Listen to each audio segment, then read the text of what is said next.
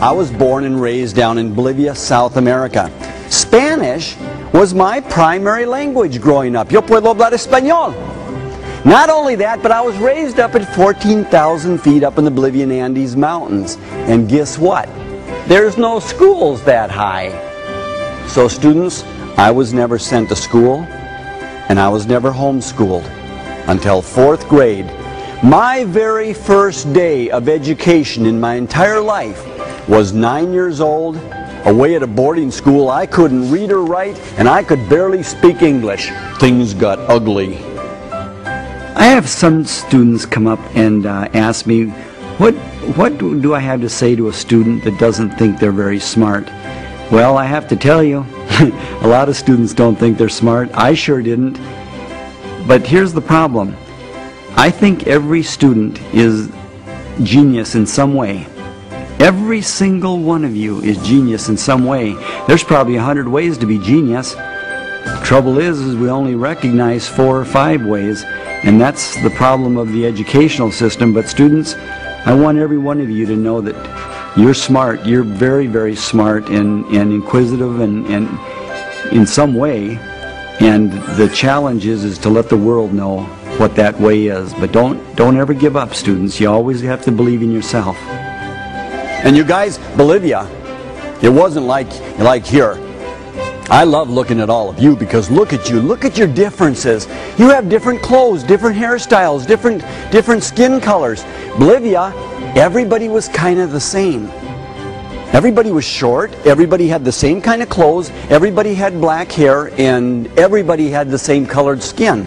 Everybody had dark colored skin. Everybody except guess who? Yeah, yours truly. And not all of the students did this, but boy, some of the bullies did. They'd point at me, and they'd say, hey, look at the gringo. Hey, gringo, what's wrong with your skin? And you guys, then they'd beat me up. And they'd smear mud in my face. They'd say, there, now you're not a gringo. Well, because of all the teasing, you guys, I started thinking that maybe something was wrong with me. I have students ask me why all of my books have main characters that have problems. Well, the simplest answer to that is that students, I've never run into a student or a child yet that didn't have problems. I had problems, you have problems, all of us do, and so it wouldn't be realistic if I had a student that didn't have problems.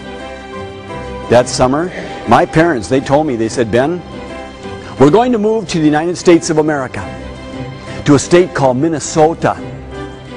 Well, I didn't know where that place was. All I cared about was one thing. I asked my parents, I said, hey, these people in Minnesota, are there any white ones?